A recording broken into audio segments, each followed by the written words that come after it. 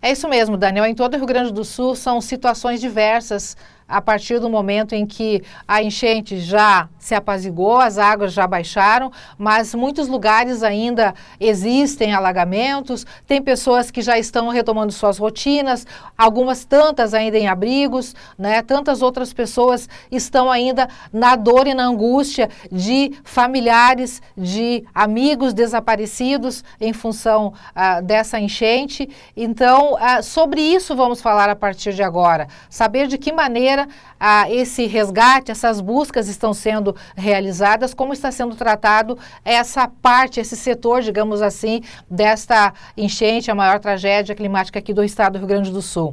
Conversa com a gente, Daniel, a partir de agora, o Major Gustavo Locke, ele que é bombeiro militar e também chefe da assessoria de operações do Corpo de Bombeiros do Rio Grande do Sul. Major, muito obrigada por nos atender e muito obrigada por estar conosco para nos trazer essas informações também, viu? Muito boa tarde.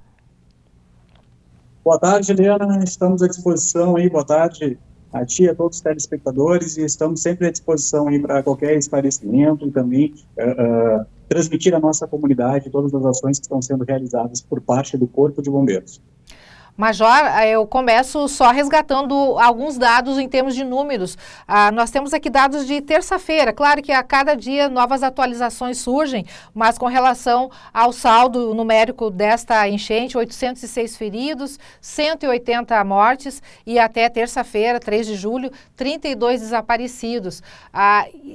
Se esses 32 desaparecidos, digamos assim, atualmente, eu creio que são o grande foco de trabalho do Corpo de Bombeiros, né, de busca e de resgate.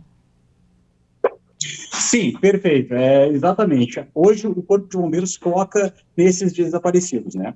É evidente que uma ocorrência como a que nós tivemos, uma ocorrência de dimensões astronômicas, de dimensões que nós não temos no nosso cotidiano, ela enseja diversas peculiaridades, né? Tivemos áreas de deslizamento, tivemos a questão da enchente, enxurrada, tivemos a força das águas muito forte, a qual acabaram levando residências, né? Acabaram prejudicando cidades inteiras. Então, a complexidade, o volume e as particularidades de como essas pessoas vieram a desaparecer levam também a uma dificuldade que nós temos de encontrá-las posteriormente, né? Para que nós tenhamos noção, só em áreas urbanas, em áreas que temos interesse em buscas, nós tivemos cerca de 800 deslizamentos conforme monitoramento satelital, né? Verificamos o satélite, o antes e o depois das localidades da nossa região e tivemos 800 áreas de interesse de deslizamento de terra. Então, isso aí compromete um pouco as buscas, mas nós mantemos e iremos manter as buscas o quanto for necessário, né? Até nós termos este saldo zerado ou diminuído. Que tipo de estrutura atualmente está sendo utilizado para dar sequência a esse trabalho de busca? Sim, perfeito. O que acontece? A complexidade dessa ocorrência, ela enseja em decorrência da grande extensão que nós temos, né? Por quê? Porque nós temos um grande acréscimo no volume de água, na altura da água, a água vai levando e arrastando, e nós temos também, pelo solo estar encharcado, alguns pontos de deslizamento. Esse volume de massa, ele acaba empurrando as residências, acabou empurrando as vítimas, tanto para os rios, e tanto também ficaram soterradas neste volume. Então, o Corpo de Bombeiros permanece ainda com as diversas modalidades de busca. Nós temos buscas de superfície, a qual nós aplicamos as embarcações na área, nos rios, né, e seus afluentes, para que nós façamos a varredura superficial para ver se encontramos algum eventual corpo, alguma eventual vítima. Nós estamos atuando com os binômios, que são os cães de busca e salvamento e seus treinadores, os quais, através do faro, que o animal tem um faro muito mais apurado que o ser humano, então ele consegue detectar através do odor a localização dessas vítimas, coisa que nós não conseguimos nem com a visão nem com a audição. Então nós estamos aplicando também os cães de busca e salvamento para que nós viemos a rastrear essas partículas odoríferas e consigamos localizar essas pessoas, e a partir daí os operadores fazem o acesso e a remoção daquele volume de massa para encontrar as vítimas. Então estamos trabalhando com os cães, eventualmente quando temos áreas de interesse também trabalhamos com a aeronave, com as buscas aéreas, a qual nós conseguimos conseguimos percorrer um espaço territorial muito maior do que com as equipes terrestres. Também estamos com as equipes terrestres também. Cabe salientar que nós ainda continuamos com o apoio de outros estados, inclusive, por quê? Porque, conforme eu falei, a extensão é muito grande, né? Então, nós precisamos de um grande volume de efetivo empregado hoje para que consigamos manter estas buscas em toda essa extensão territorial, porque as pessoas foram arrastadas pelas águas. Então, nós ainda estamos com 4 delegações de outros estados, cito Santa Catarina, São Paulo, Tocantins, né? Estamos com binômios de outros estados também e continuamos com essas ações de busca. Então, o Corpo de Bombeiros ele faz a busca àqueles desaparecidos conforme as presunções, os indícios que nós temos de localização deles na região. E a Polícia Civil faz toda a parte investigativa para ver se essas pessoas estão realmente desaparecidas em decorrência dos eventos ou se estavam, por exemplo, incomunicáveis de algum familiar há muito tempo, né? Então, existe toda essa parte investigatória de polícia judiciária, a qual é realizada pela Polícia Civil. Major, eu acho que é impossível não aproveitar este momento para lhe questionar também sobre o trabalho desenvolvido por toda a corporação, né, que foi uma mobilização tremenda nessa tragédia que arrasou o Rio Grande do Sul. Como é que para vocês, enquanto profissionais, foi organizar tudo isso? Porque isso aí é líquido e certo, todos dizem a mesma coisa, ninguém esperava que fosse tanto, né? Então, mesmo com toda a estrutura organizacional que a gente sabe que tem a corporação, para vocês também deve ter sido algo além, né, do previsto. Helena, perfeita pergunta. O que acontece? É evidente que o Corpo de Bombeiros ele trabalha com situações ordinárias, né, com a previsão de situações ordinárias e algumas situações que extrapolem também a ordinariedade, né, aquelas situações extraordinárias, no qual acontecem ocorrências um pouco mais complexas. O nosso efetivo existe para este tipo de atendimento, mas o que nós tivemos foi um evento inigualável, né, foi uma das maiores tragédias do Brasil.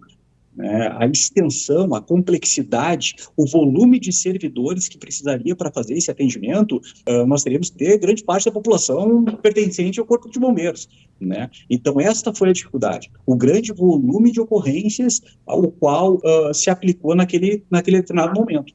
Tanto que, para que nós tenhamos uma noção, a partir do momento que nós tivemos a ocorrência, os servidores foram chamados de casa, foram aplicados praticamente a totalidade dos servidores, né? Nós trabalhamos com escalas de serviço, com turnos de descanso dos nossos servidores. É evidente que ninguém consegue permanecer 24 horas direto de serviço, né? Uma situação de ordinariedade.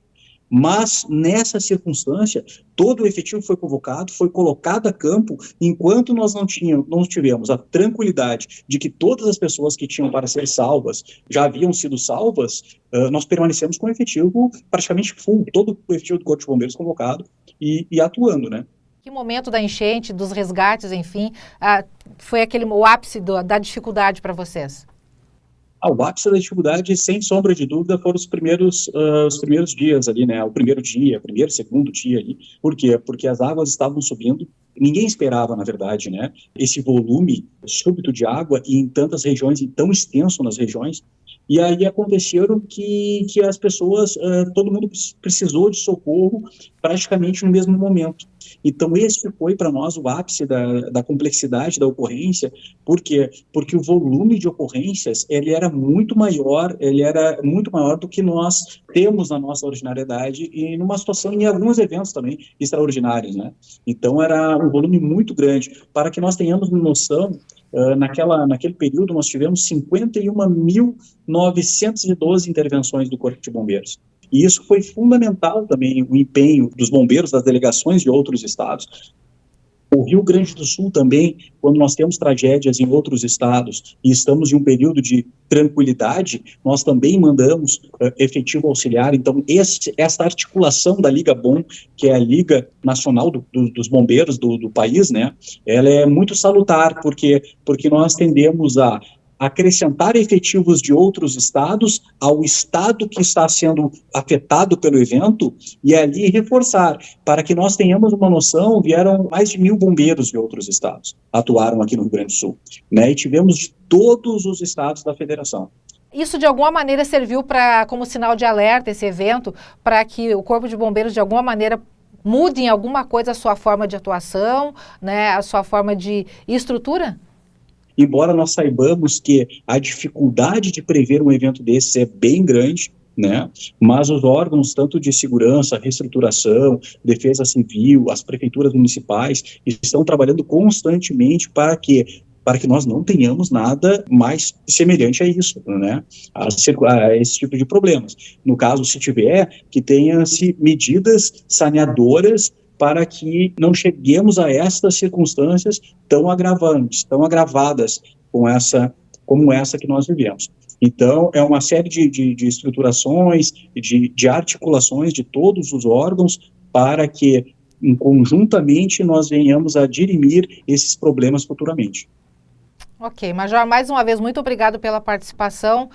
Bom trabalho aí, né? Firme na luta. Obrigada a vocês aí pelo trabalho também. O Rio Grande do Sul seguramente também agradece. E, de uma certa maneira, a gente sabe que o trabalho de vocês faz diferença, né? Transmite confiança, segurança para a população, né? E a gente agradece o empenho de cada um de vocês durante todo esse evento e por todos os dias, né? Porque é um trabalho constante. Muito boa tarde e obrigada mais uma vez. Boa tarde, até a próxima. O Corpo de Bombeiros permanece à disposição sempre que precisar. Ok. Tá aí, então, Daniel, a participação do Major Gustavo Locke, diretamente lá da capital gaúcha de Porto Alegre, nos falando um pouquinho sobre, né, o trabalho desenvolvido pelos bombeiros durante o ápice aí da enchente, dessa maior inundação que o estado do Rio Grande do Sul já vivenciou, e também sobre o trabalho que segue, né, com relação à busca, né, por pessoas que ainda estão desaparecidas, né, em função desta super enchente. Eu volto contigo.